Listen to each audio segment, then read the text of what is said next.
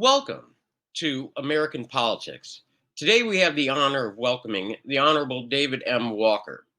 David is a nationally and internationally recognized fiscal responsibility, government transformation and accountability, human capital, and retirement security expert. He has over 40 years of executive level experience in the public, private, and nonprofit sectors, including heading 3 federal agencies, 2 nonprofits, and leading a global service line for Arthur Andersen, LLP. His most recent full-time federal position was as the 7th Comptroller General of the United States and CEO of the United States Government Accountability Office, or GAO, for almost 10 years. This was one of his 3 presidential appointments by presidents from both political parties.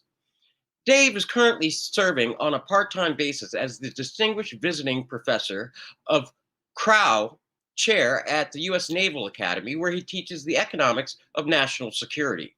He serves on several nonprofit boards and advisory committees, including the Defense Business Board.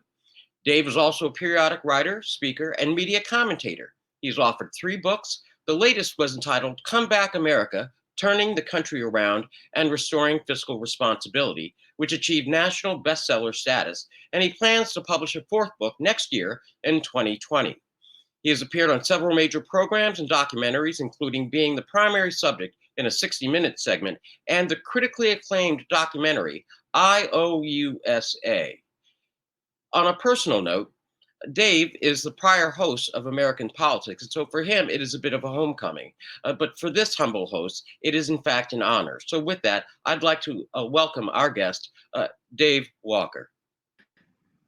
Bill, it's good to be with you. Thank you for the opportunity, especially given the fact that this is the 233rd anniversary of the Constitution here on Constitution Day, and I've got my Constitution tie for you as well for our discussion. And by the way, my next book will come out next month in October. Oh, is that right? Next month it's going to come. It's imminent, and it's American 2040 : Still a Superpower ? Oh, okay, fantastic. Yeah. You know, interestingly enough, that's one of the areas that I wanted to get into. We've had an opportunity to kind of talk about some of the issues, but what I'd like to do first for our larger audience is just to ask you if you could tell us a bit about how you came to public service and what drove you, what motivates you, and what really inspires you about the career and journey that you've had so far. Well, I'm addressing you through my office at the U.S. Naval Academy, and it really starts there because when I was in high school, I had a senatorial appointment to the Air Force Academy, a congressional appointment to the Naval Academy, and I planned to make the military my career. But unfortunately, I had a bad left ear, and therefore I couldn't go to either academy. And it's more than a little bit ironic that 50 years after I was supposed to be a freshman at the Naval Academy, I got recruited to be a professor. And so far, there's been 100% agreement that it's better to be a professor than a plebe. And I don't think I'm going to get any disagreement on it. But look, I've always been a big believer in public service. I personally believe that every American should do some public service in some form at some point in time. Not necessarily in the military, not necessarily in government. Could be a not-for-profit organization, could be a number of different things, but I believe every American should do some public service. I've had the good fortune of leading organizations in the private sector, the public sector, and the not-for-profit sector. I've been CEO or head of organizations in all 3 sectors. The thing that has given me the most satisfaction is my public service. It's not about me, it's about us. It's about trying to help make the country a better place. And to better position us for the future. And probably the best job that I've ever had and ever will have is Comptroller General of the United States and head of the GAO. But I've given over half of my life to public service. The good news is I'm in good shape. I could retire at any time. Bad news is I'll never be wealthy because I gave over half my life to public service. But that's okay. You can't take money with you. No, you're right. You know, on that point, it was some years ago. I mean, I've met our leaders of both parties as well. But one particular senator really impressed me at the time. And that was because of his clarion call to serving a cause greater than oneself. And that was former Senator John McCain. And so your words really echo to some extent in a large measure with me. And I hope they echo with our audience. Now, you are at the Naval Academy now. And what course are you teaching? I'm teaching the economics of national security. And the good news is I can teach whatever I want as long as I can say with a straight face it relates to that topic. The bad news is there's no textbook. I have to create it from scratch.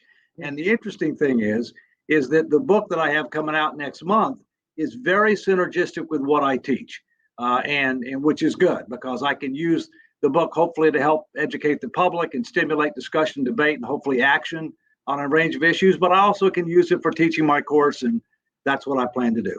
Okay, because that's interesting. And why don't we just begin with the book? The title, as you said, is America in 2040. Now, superpower question mark. Now, what are the kinds of themes that you are kind of exploring with regard to that book? Generally, broad themes, but also that are important today that you're teaching at the Academy. For example, if you look at the United States, we're really at a crossroads. And the decisions that we make or fail to make within the next few years will largely determine whether our future is better than our past, whether we remain a superpower. And what I focus on is what are the key national security threats facing the United States? How has our economy changed and continuing to change? And what are some of the, frankly, domestic tranquility challenges that we face here in the United States? The truth is the United States will never be conquered from the outside for lots of different reasons. But we face a lot of serious problems internally from the standpoint of growing gaps between the haves and the have-nots, concerns about racial justice, among other things. We also have challenges with regard to our finances. We've lost control of our finances. We've gone from 50% of global GDP down to 22% and declining. China is now bigger than we are with regard to purchasing power to parity-based GDP. They now have more embassies and more consulates than we do. Yes. And they're committed to pass us militarily within the next 10 to 15 years. All right. So for the first time since the fall of the Soviet Union, we have a major peer competitor, and yet we're not well compared. Now, I will tell you this, Bill. Okay. I do not believe with conflict with China is inevitable. I do think we have to be prepared, nor do I believe it's desirable. But if you look at where we stand right now from an economic, from a national security, and from a domestic tranquility standpoint, we've got some serious problems we need to come to grips with after we defeat COVID-19, and we will defeat it. Okay, if I may, because really, this is, I hope, and I expect, will be one eye-opening conversation for our audience. And I wanted to just drill down briefly on a couple of the topics. When you mentioned quite strongly, I know a number of people agree with this, that America will never be defeated from the outside, that rather it begins within. Maybe it's a cancer within, but you talked about it on a couple of levels, two of which I'm particularly interested in. And that is the twin deteriorating towers of the racial relationships in the United States, combined with the undermining of our own financial structure, both in gross domestic product, productivity, middle America, as well as tax policy. And it seems to me those two areas are really critical, at least as they've been highlighted this year. Can you walk us through that? Well, let's talk about gaps. I mean, we have growing gaps between the haves and the have-nots in society. We have growing gaps on income. We have growing gaps on wealth. And the driver of both, we have gaps on education. Education is really the key to determine what type of opportunities you really have, whether or not you're likely to be able to get a good job, whether or not you're likely to be able to support yourself and your family, and also whether or not you're likely to accumulate any wealth over time. So those are key issues that, we haven't made nearly enough progress on that as we need to make in order to help make sure that all boats are being lifted and that we have tranquility here at home. Obviously our tax system is one that we actually are taxing below average levels as compared to the last several decades. And we already don't raise enough revenue to be able to pay for our current expenses, much less the promises that we've made for the future that are going to come due, right? That's right. The IOUs in the Social Right. Security. Yes. Okay. Right. And there's another big gap that we may touch on that I think is important. I've never seen the political and ideological gap in the United States as great as it is today, at least during my lifetime. The degree of hyper-partisanship, the ideological divide between the mainstream players in both parties has never been greater. And the word compromise is currently viewed as being a bad word. Very, very different from where we were during Reagan's time. And my first presidential appointment was Reagan. My second was Bush 41. My third was Clinton. And Reagan, Bush 41, and Clinton could get things done on a bipartisan basis and were willing to work across the aisle for the greater good of the country. We don't see that happening today. And it's not any one person. It's not any one party. It's a pox on all the houses. Okay. Now, and we're going to get back to that because I think that might tie into some of what I believe you're teaching at the Naval Academy about leadership and shepherding. But for now, with regard to our economy, and because it's so intertwined inextricably with the COVID-19 pandemic, how do you see that in terms of affecting, our current situation and how we can try to dig out to address these other issues of education and the gaps in economics and such? Well, first, from a fiscal standpoint, we were already on an imprudent and unsustainable fiscal path before COVID-19, but COVID-19 has exacerbated that to a great extent. And to me, COVID-19 is a case study on what's wrong. And it should serve as both a wake-up call and a call to action to be able to recognize reality and start making some tough choices with regard to economics, national security, and domestic tranquility issues once we get past this, all right? Believe it or not, we were rated #1 in the world by international organizations as being prepared to deal with a pandemic as recently as 2019, okay? And yet, obviously, we were not adequately prepared, okay?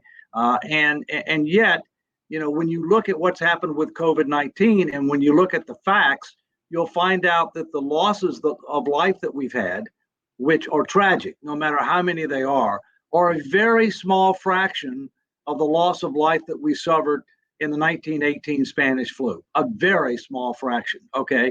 But the economic adverse impact that we're suffering now is much, much worse than it was for the 1918 Spanish flu.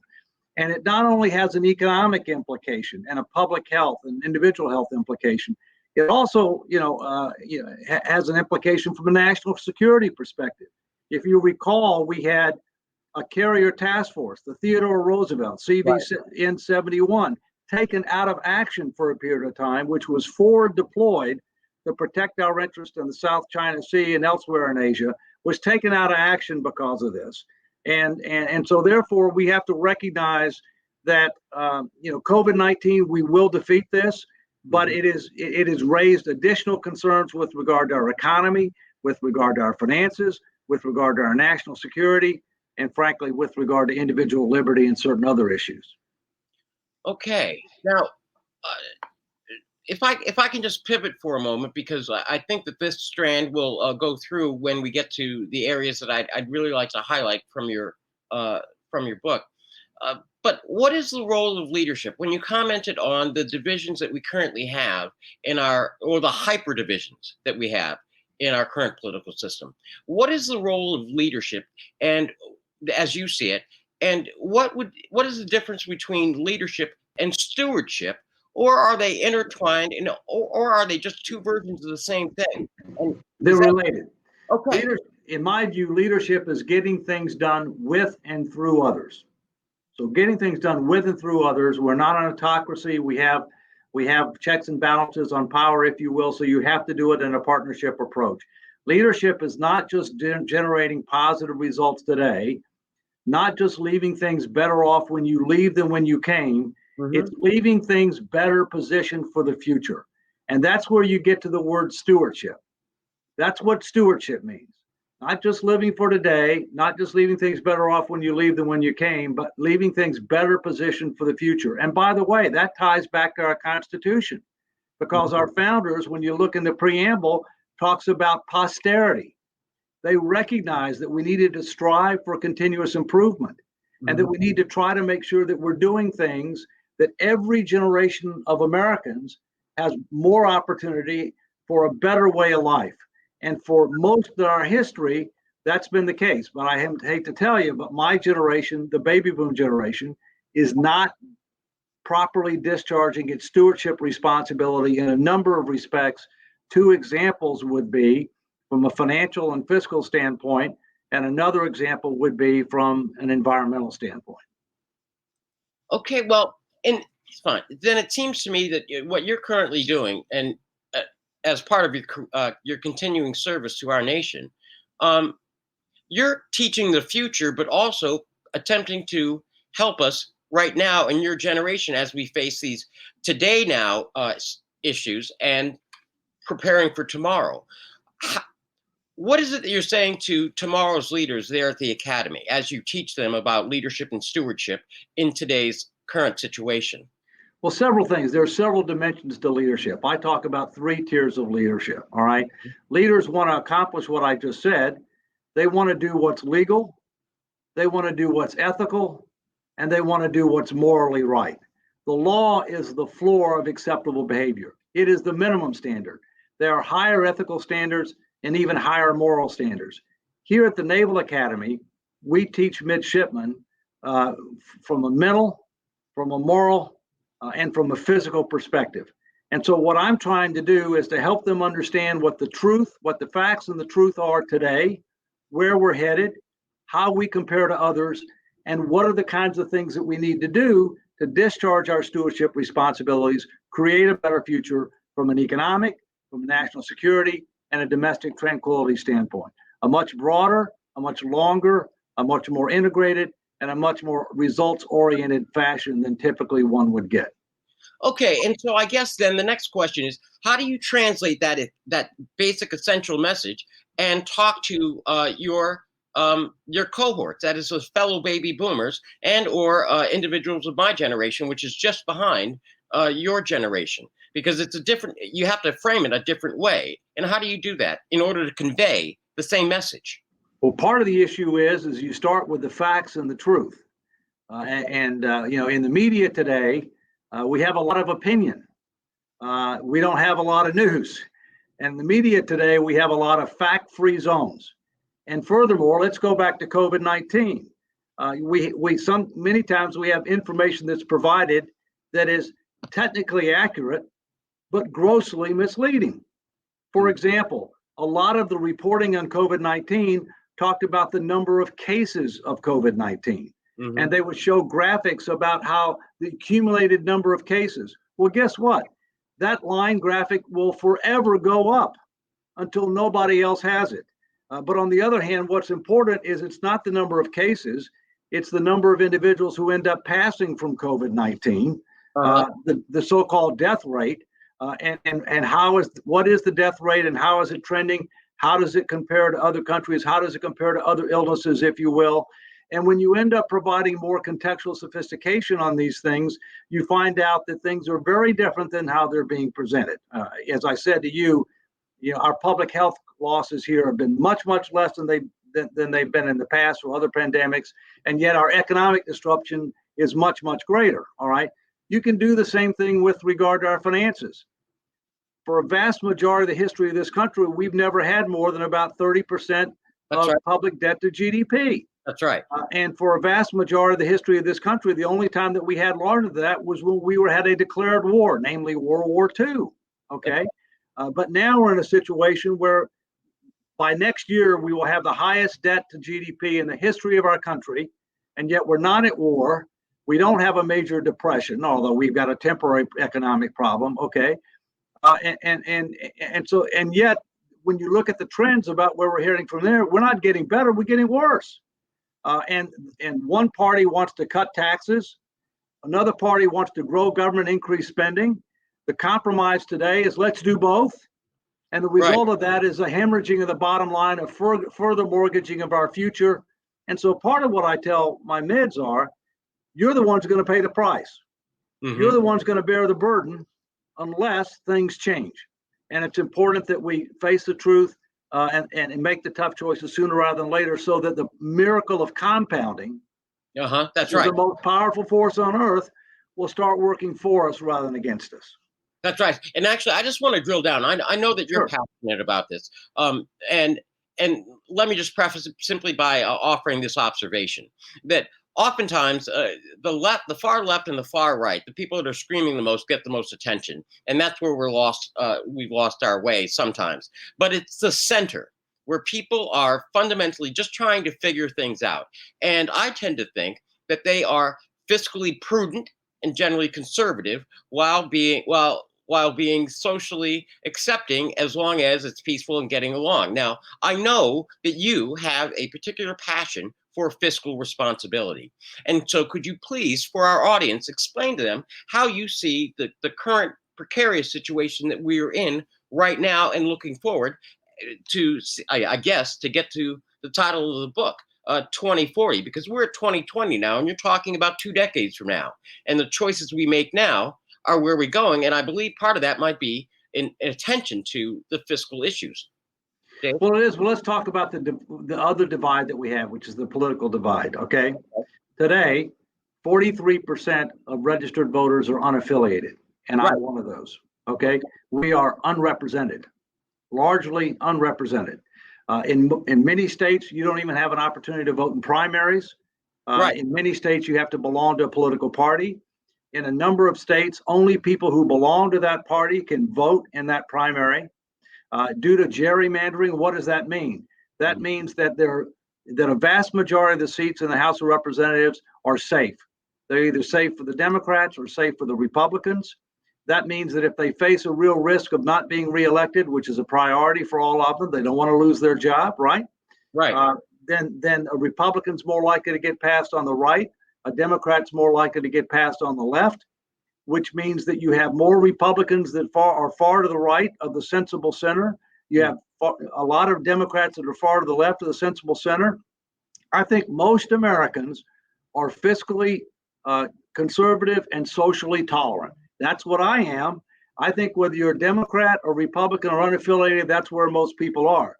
But there are only 3 independents in all of the Congress, the Senate and the House. All right. Mm-hmm. 3, all right. 2 caucus with the Democrats. 1 doesn't caucus with anybody. Okay.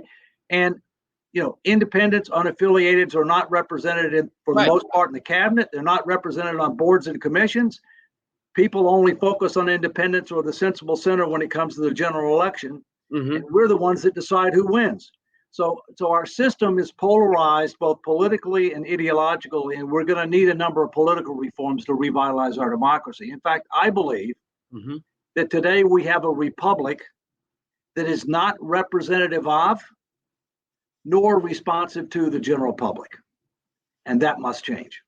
Okay, I think that you are spot on with regard to the center. I guess just one observation is that I often find it interesting that today's political parties on both sides always seem to claim the mantra of the silent majority. They each claim that the silent majority is in their favor, and yet the very rules through gerrymandering and belonging to a political party in the primary voting process excludes them. And they wouldn't be silent if they weren't excluded through the process itself. So it's really peculiar that both sides claim the same group. Now, what I'd like to ask you is if we could drill down on some of the solutions that you might have, and if you can choose the order if you wanted to deal with our fiscal challenge. Why don't we deal? I want to deal with the political issue first. Okay. One of the things that I do in the book is I end up, talking about the challenges that we face.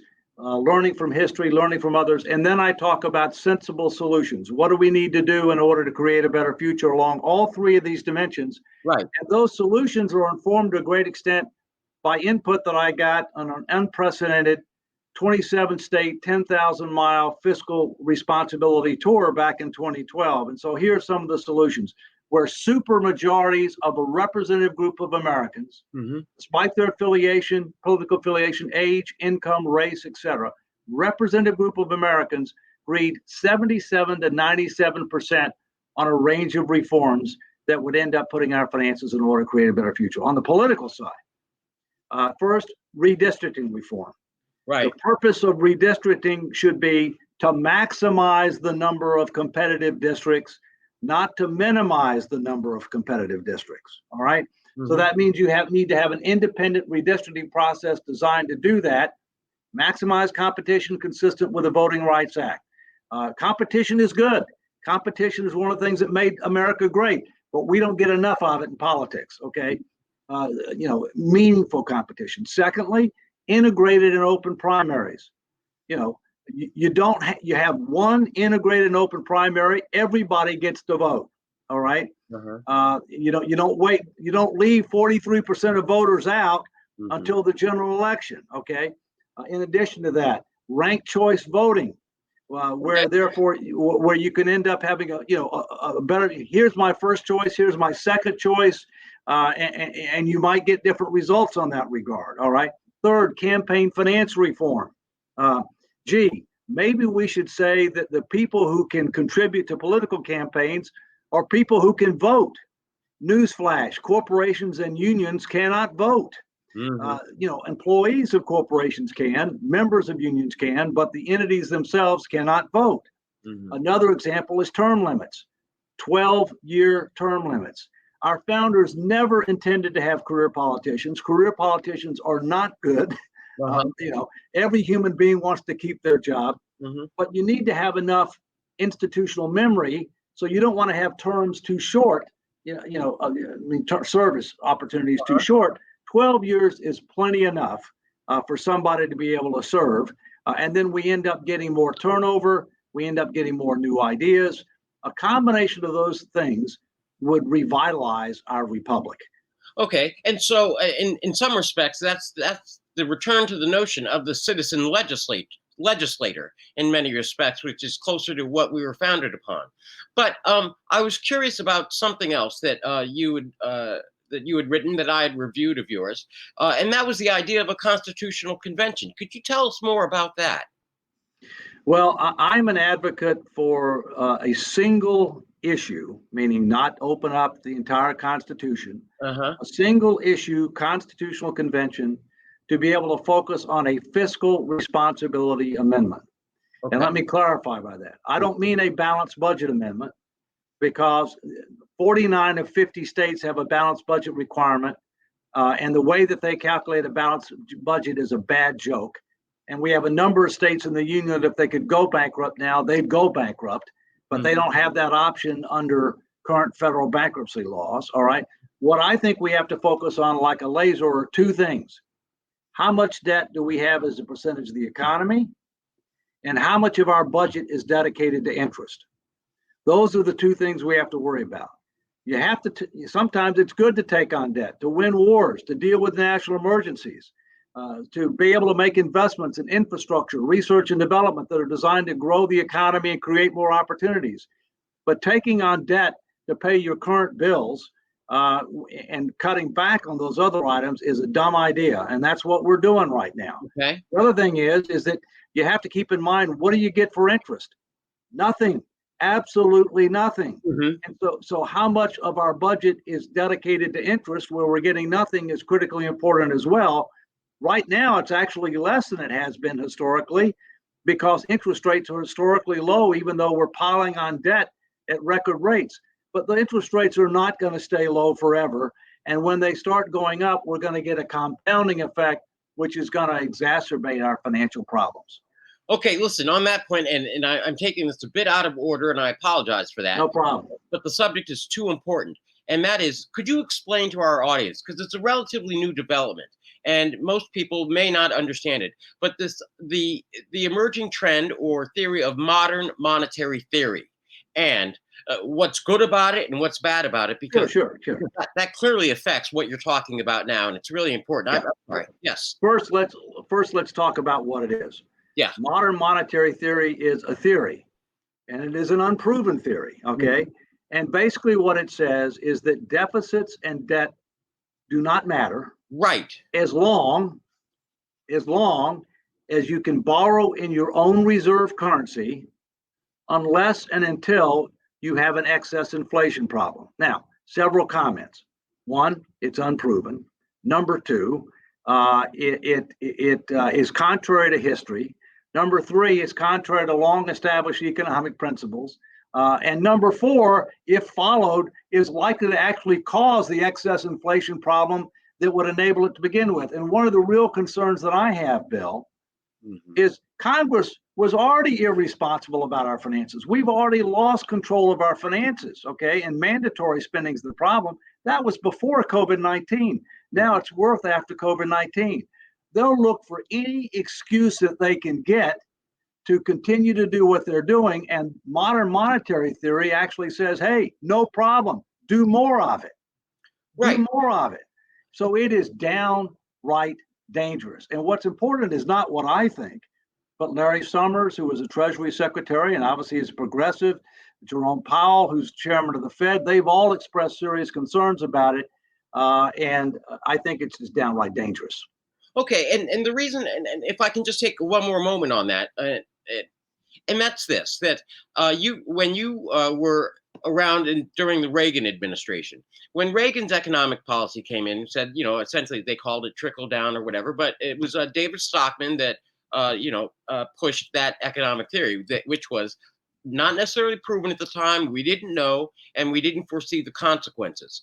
Now we have a different theory that's coming in that's unproven. We don't know the consequences, and it's at a time we're in a real mess. Now, how is it that you fight a theory that is unproven and try to still advocate fiscal responsibility when one school of thought is saying that we can just print our way out of it with our own currency? What's the dollar going to be worth if you do that? What percentage of the world's reserve currency are we going to have if we do that? Keep in mind, we have certain privileges by being a reserve currency. It gives us advantages with regard to international trade. It gives us tremendous advantages with regard to international finance, financing our own debt. But that's all based upon one word: confidence. Confidence that the United States has a stable political system, rule of law, and will not abuse its finances and its monetary system. All right, and so therefore, my view is that. Look, what Reagan did to a great extent, you're talking about the tax policy, but Reagan also spent a lot of money in defense. He had a reason to do it. He wanted to bankrupt the Soviet Union. He wanted to defeat the Soviet Union. Guess what? He won. Okay, we won. More importantly, we won. But our situation today is very different than then. We're much worse off than we were then. Our percentage of global GDP is less. Our percentage of debt to GDP is much more. And we face serious demographic and healthcare challenges that, believe it or not, Bill, the biggest problems with our finances are not even on the balance sheet. There are tens of trillions of dollars in unfunded Medicare and Social Security obligations, Medicare being a much bigger problem than Social Security. Those get worse with the passage of time because of known demographic trends and rising healthcare costs.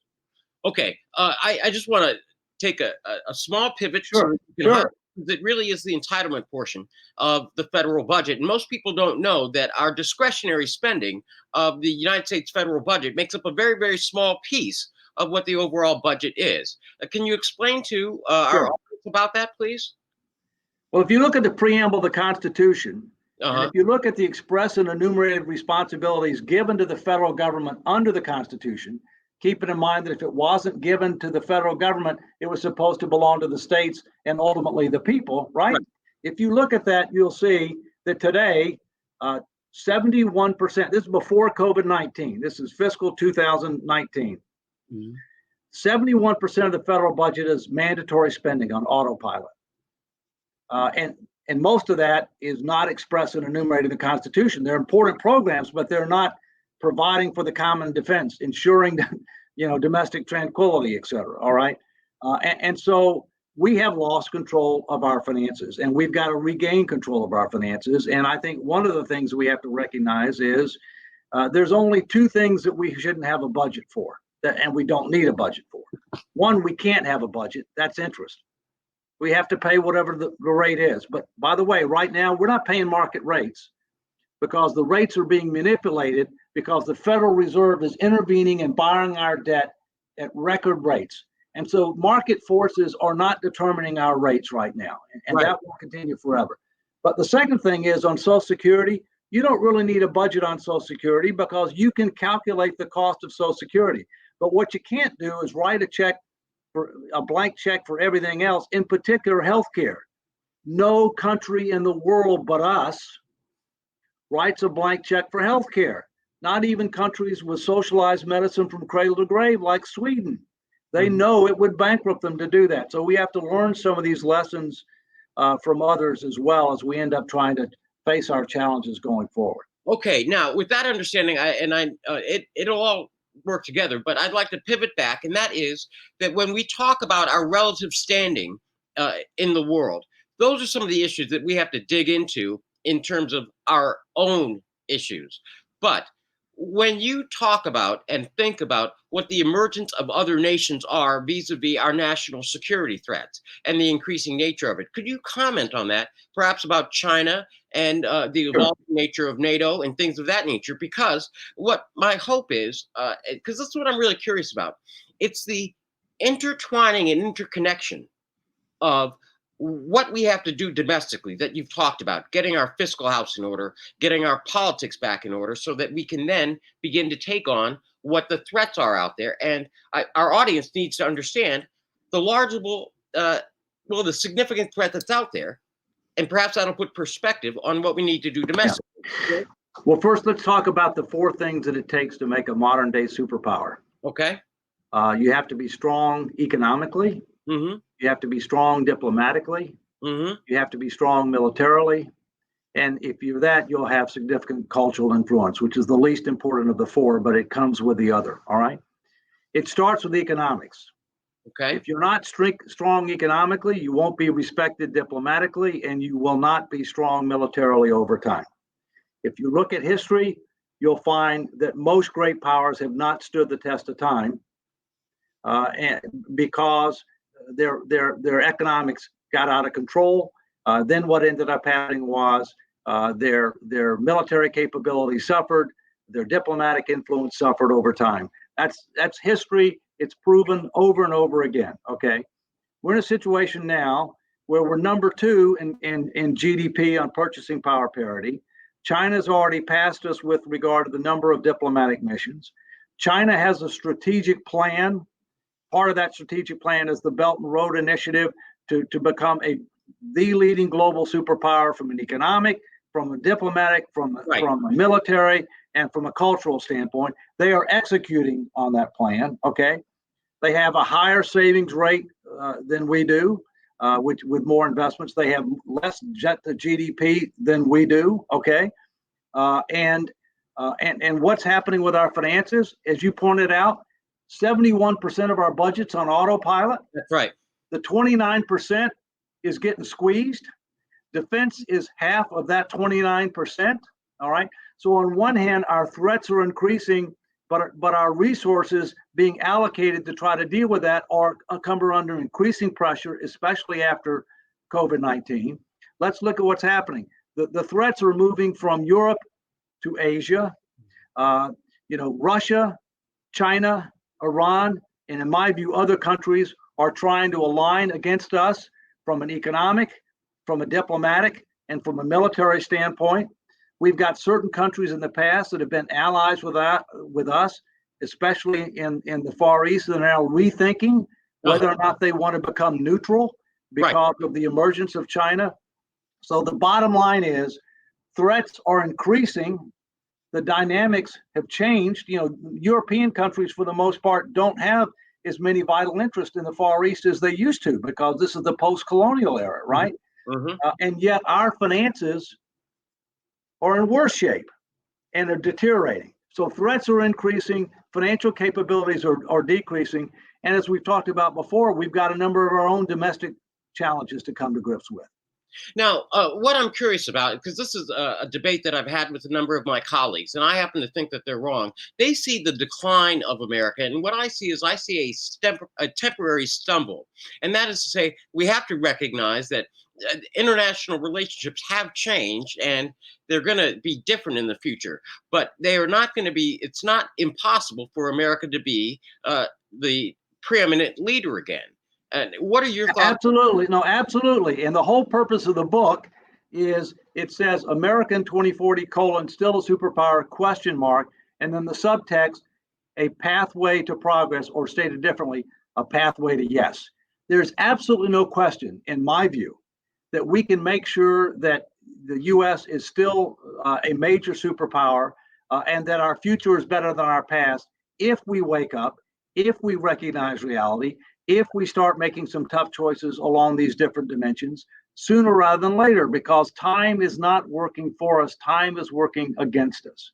And that's why I get concerned about our political polarization, and that's why I get concerned about theories that are high risk with regard to long-term potential consequences if they're employed aggressively. Okay, now it wouldn't be complete if I didn't ask you on this, and I'm not sure that you covered this yet. But where do you see the debate over climate change in your view of what we need to do now in the future, and whether that's a strength or a liability? I think climate change is real. There's no question about it. I think man has some contributing factors to climate change. Some of it is because of cyclical natures that we've seen through the planet for since its inception. All right. And I think that we do need to take it more seriously than we're taking it now. But I also think that we have to balance economic and environmental interest. All right. We have to transition over a period of time into alternative energy sources. One of the things that we've achieved is North America is now energy independent.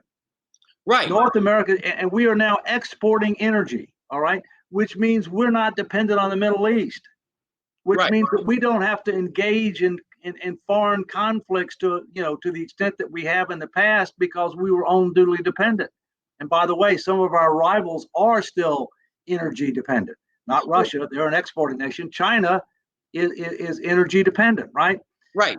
Well, so it's real. We need to take it seriously, but we need to have a balancing of interests between economic, employment, and environmental considerations. And the other thing we have to recognize is, look, clean air and clean water do not respect geopolitical boundaries. If we're going to solve this problem, we can't solve it alone. We can do whatever we want, okay? But if every state is not in, if every major nation is not in, okay, we will not be successful, because clean air and clean water does not respect geopolitical boundaries. And to an extent, that might represent us just tying one hand behind our back in our attempts to continue to survive in the world. Is that right? Or do I have that wrong? If we were to unilaterally pursue climate solutions while the rest of the world did not cooperate, then ultimately the world would not be successful, and we would disproportionately suffer. Okay. In that regard. Look, I mean, we got most of the major challenges that face in the world today have to be done multilaterally. Okay. The fact is, we're not an island. And because of some of the challenges we've talked about, we need more. We need more alliances to address more challenges that have. Okay. Then we're interconnected and interdependent, and we need to do this together. Absolutely. Now, how would you go about starting the process? I mean, do you see it as a change or an adjustment to our foreign policy, or do you see it as a foreign policy pivot in terms of magnitude? Do you need to push around the edges, or do we need to do something drastic?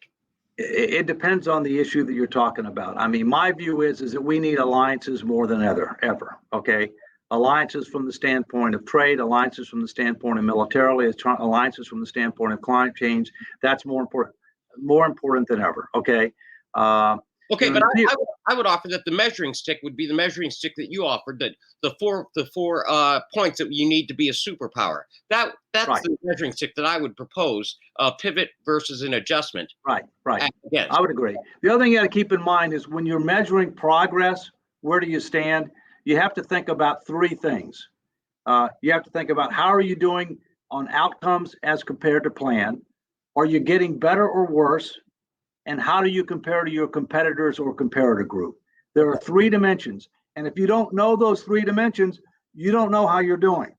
Okay. One of the problems we have in America is most people think that since we're currently the preeminent superpower on earth, that we must be number one in virtually everything. And Right. the answer is that's patently false. We're number one in a number of things. We are below average on a number of things that are very, very important. We're below average on savings rates. We're below average on K through 12 educational outcomes. We're below average on healthcare outcomes. All right. So we need to recognize it's how are we doing? Are we getting better or worse? And how do we compare to others? And are the paths that we're on sustainable or not? Whether it be with regard to our finances, whether it be with regard to our environment. It's not just living for today, it's taking steps to help create a better tomorrow and to form a more perfect union. Okay, so then where would you start? I know it's tough, and I know, and actually, I know that you've already started. You're teaching our midshipmen. You've been writing these books. You might even want to tell the audience about your gubernatorial run as well on the platform.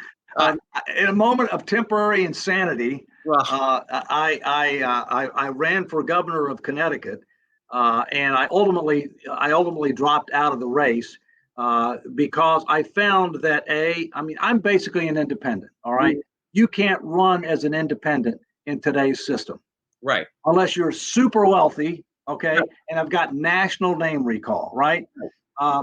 The parties have a chokehold on the political process, all right? And so you have to join one of the parties temporarily in order to be able to even have a chance to run. What I found is the following. Elective politics is not a merit-based or integrity-based endeavor. And I am a merit-based and integrity-based person. And so therefore, I will continue to do public service as I am now, but it won't be through elective office. And it's not something that, quite frankly, I would recommend for most people. But there's plenty of opportunity to do public service without being elective office. And as I've said to you, one of the things that we need to do is to make sure we don't have career politicians, because that's not what the founders intended, and it's part of our problem.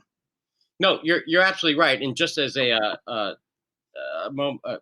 admission, I had that momentary disease. It's called TB disease, true believerism. And I ran for office, and I thought it was going to be a fair fight, but you don't realize until you're in the thick of it what it involves. So I commend you for, as Teddy Roosevelt said, putting your hat in the ring. However, notwithstanding them, we do as Americans have to solve our problems. And so would you start with fiscal responsibility? Because that may be tough and challenging in a time of a massive pandemic when we may need a more expansionary, fiscal and monetary policy. Or would you, just kind of where do we begin to dig ourselves out? Well, first, we have no plan. This country has no plan, okay? Long range, strategic and integrated plan focused on the dimensions we talked about. Right. Economically, national security, diplomatic. We have no plan, okay?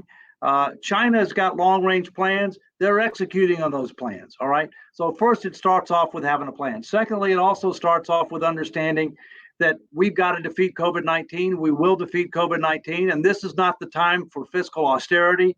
This is not the time to tighten monetary policy because of where we stand on the economy and unemployment. But what we also need to recognize is that COVID-19, it should be a wake-up call and a call to action. And as soon as we get past this, we've got to develop that plan. We need to start addressing these challenges. We need to do it sooner rather than later. A lot of the changes that we're going to need to make on a fiscal standpoint are going to have to be phased in over time, okay? Especially changes that deal with social insurance programs. Those are going to have to be phased in over time, all right? But we got to get started, right? Right. We need to learn the lessons from from Bull Simpson. Yeah. Okay, Bull Simpson, probably 80%, 85% of what they did had intellectual merit, but the way they went about it was not the way to go about it. Okay, you need to start with the people, not end with. You need to start and end with the people. Go to the people, build the case to put pressure on Washington. You need to have recommendations that have to be voted on by the Congress that need to be held accountable for that. So we need to learn from that. And these are all addressed in the book. All these issues are addressed in the book with specificity. Okay. Because, one of the issues is, and I'm intrigued by it, essentially, you see it that right now in an emergency type situation, which we're clearly in economically, that we need expansionary policies without falling off the edge into the acceptance of the theory of modern management theory. Modern monetary theory. Right. Actually, we do need some modern management. Most of the federal government is based upon organizational models and human capital practices that date from the 1950s. And Okay. You think I'm kidding? It's the reality. And many of the systems, are legacy, non-integrated systems, some of which still require COBOL or Fortran programming. Right. All right. Needless to say, that is not a prescription for progress. Okay, if I may, I just want to dig down into your background for a bit, because you were head of the General Accountability Office for 10 years. And the Government Accountability Office, right, the GAO, right. The Government Accountability Office for 10 years. And when you arrived, you had a mandate to make significant changes. Now, can you tell our audience and people that are watching how you went about turning around such a massive, entrenched federal bureaucracy? It had to have had its challenges, its headaches, and sleepless nights. Well, transformational change is difficult whether you're in the private sector or not-for-profit sector, but it's particularly difficult in the public sector because the public sector is monopoly. It doesn't face competition. You're spending other people's money, okay? Right. You don't have a P&L statement, if you will. And so the first thing you have to do when you're making transformational changes, you have to build a burning platform. You have to convince people that the status quo is unacceptable and unsustainable. In the case of the GAO, the way that I did it is I said, hey, look, you've been downsized 40% in the last 5 years. Right. That's called a market signal. You're being downsized to a much greater extent than other areas of government. So that means the client's not happy. So we need to do something. And what I knew at the time that I went there that they didn't know, and I didn't tell them because it would have freaked them out, is they were going to be downsized another 25 to 40% if I didn't turn it around. So build a burning platform, create a strategic plan. We did the first ever strategic plan in the history of the agency, and the U.S. government still doesn't have one, even though it's been in business for over 200 years, okay? We then went about right-sizing the organization. We eliminated a number of field offices. We got rid of a third. We eliminated a layer of management. We consolidated the number of entities from 35 to 13. We focused more horizontally. We focused more externally. We changed our metrics to focus on outcomes. We adopted a practice that we needed to lead by example and be as good or better than anybody else in government. Okay, we modernized our human capital systems, if you will. We modernized our information systems. We did all these things, and the bottom line is we were 13% smaller, 50 to 100% more productivity, tripled the outcome-based results during my tenure. Okay, so in a sense, if I were to extrapolate the lessons from your experience there and what you will be sharing with us with your new book, and that is that the current crisis that we find ourselves in America, both politically, economically, domestically, and with regard to our foreign adversaries and allies, is that the market is telling us something about our government and that we need to downsize or right-size our American government. Would you agree with that? I do, and I think the market is also telling us that the people are very dissatisfied with our current political system. And by the way, it's not a person and it's not a party. Right. The greatest deficit this country has had, and it's had this deficit during most of this millennium, is a leadership deficit. Okay. That is the greatest deficit this country has, because you have to recognize the reality that we are living for today, not preparing for a better tomorrow. We're not discharging our stewardship responsibility, and it's time to recognize that. Time to start doing something about it. And in order to help make sure that's the case, that's where you think about the constitutional amendment. That's where you think about political reforms, so that people can be held more accountable if they fail to act. Okay, and that I just have this question, because when our viewers or the American voters go out there and they're looking for leaders, you've got a great deal of experience over 4 decades at the highest levels. What should the average American be looking for when they're choosing a leader, if we can give them just like a snapshot in this highly, compartmentalized society, a TikTok generation? What should they be looking for in terms of the leaders as they make these very important decisions? Character and policies. Okay. Character, policies, principles, and values. I mean, I do not vote based on party. Mm-hmm. I vote based on the person and what their beliefs are and what their policy proposals are. That's what I vote on. And I think you need to understand. You also have to recognize you've got to deal with people who are willing to tell the truth. Right. And make tough choices, right, even though they may not be popular. Because remember, when we're getting in shape, right, we do that here at the Naval Academy. It's short-term pain for long-term gain. Right. We've been doing exactly the opposite in this country for too long. Short-term gain, increasing the risk of long-term pain. That's directly contrary to the founding of this country. It's directly contrary to what we should be all about. Right. And I mean, in some respects, it's going to take some of our current representatives in both the House and the Senate to be willing to give up their careers over a controversial vote in order to make the kinds of systemic changes that we need. Would you agree with that? That's right. But I think if the president, whoever the president is, uses the bully pulpit, as Reagan did, and frankly, as Clinton did in circumstances, and clearly as Teddy Roosevelt did, uses the bully pulpit, tries to bring together people on a transpartisan basis, goes directly to the American people, all right, there's hope. I will tell you, I've seen a glimmer recently. I'm one of the national co-founders of a group called No Labels. Check it out, nolabels.org. It has done a number of things to try to promote progress over partisanship, results over rhetoric. It's not left, it's not right, it's forward. That's what we need. It was one of the creators and supporters of the group called the Problem Solvers Caucus. That's right. They just came out with their program. Just came out with their proposal to compromise with regard to the CARES Act. All right. It's 25 Republicans, 25 Democrats trying to work together to solve problems, recognizing that compromise is a positive word, not a negative word. And as Reagan said, it's better to get 80% and fight for another day than get nothing. Right. Get nothing, because our biggest problem lately has been we've been getting nothing. We've been doing nothing, kicking the can down the road on making tough choices, even in the face of national emergencies. All right. At the same point in time, you can't write a blank check. You can't throw out a bunch of money to state and local governments that frankly were imprudent with their own finances, and we shouldn't be bailing them out. Right. No, you're absolutely right. I couldn't agree with you more. I guess this with character and policies and integrity as are the key things that we need to be looking for. And then it would be courage as well in the leaders we. Courage would be a key element. I would agree. And it would be courage in each of our own commitments to public service. Would you agree with that? Right, and as I said before at the beginning, I believe every American should do public service in some form in their lifetime.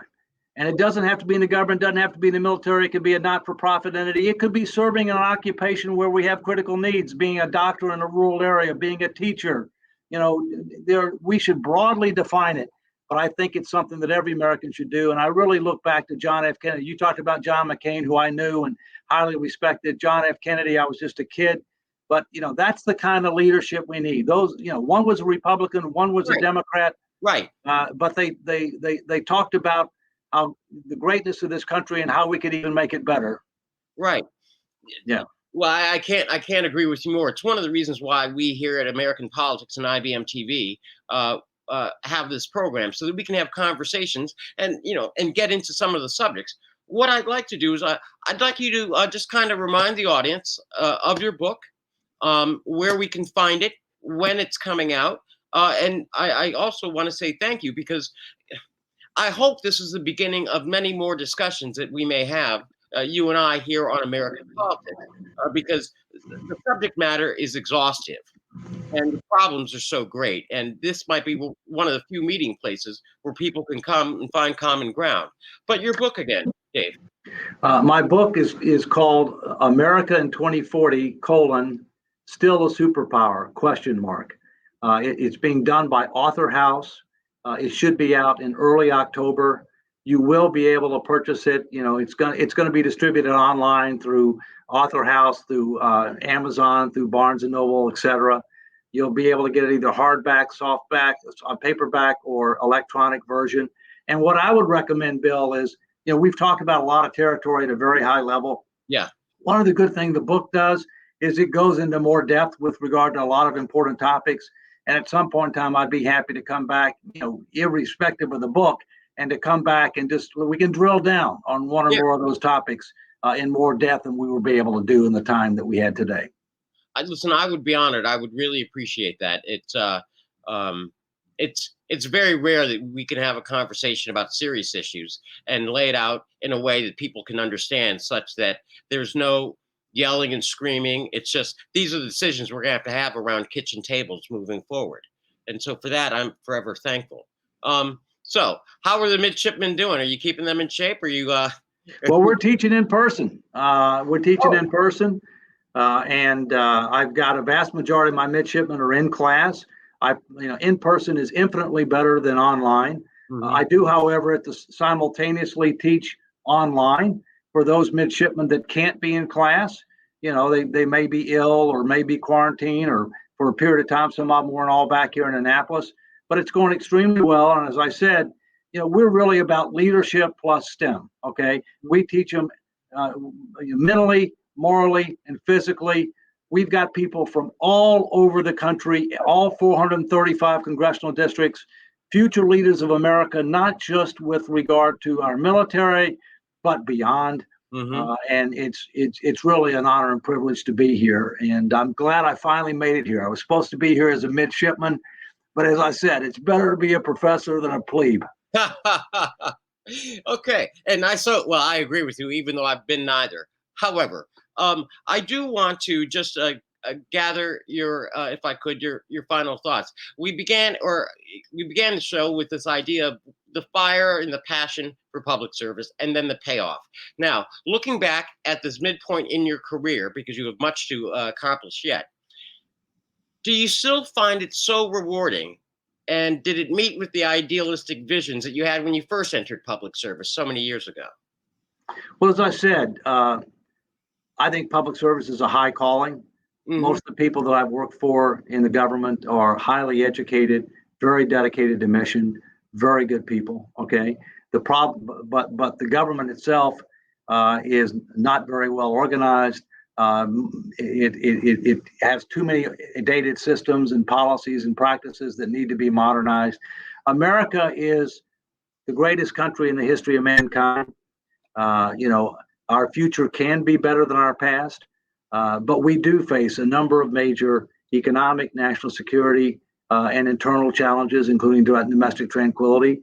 We need to recognize that reality, and we need to come to grips with it. We need to start making tough choices sooner rather than later. I am bullish on America, but I'm very concerned with the fact that our political system is so dysfunctional right now. And that's not one person, it's not one party, okay? And that we need to recognize this reality. And once we get past COVID-19, put a plan and start executing that plan so that our future will be better than our past, so that we will be the first republic to stand the test of time, and that we can strive to make a more perfect union over time. Okay. And with those words, David, we at IBM TV and American Politics, and I personally uh, want to thank you for the time that you've spent with us during this conversation. We look forward to, and I look forward to more. And I appreciate your service and all that you do, stimulating, educating, and leading. in our collective way. So thank you for what you're doing. My pleasure, Bill. Happy to do it. Okay. And that will conclude us for today, this edition of American Politics. We are looking forward to Dave coming back soon. So, Dave, do you want to sign off since this is the official transfer of the show from you to me? Congratulations. I wish you all the best and happy Constitution Day to all of us. Yes, sir. Thank you so much. All right. Have a good evening. Okay. So, welcome and thank you for joining us for another conversation here at American Politics on IBMTV. As you can see, the discussions that or the subjects we discuss are significant, meaningful, and this isn't gotcha journalism, and this isn't your normal political show where people are trying to make points. Rather, this is an in-depth discussion and exploration of the ways that we can build a better democracy by reaching across the aisle and finding bridges over the rivers that divide us. So, on behalf of IBM Television, as your host of American Politics, I'm Bill Trezevant,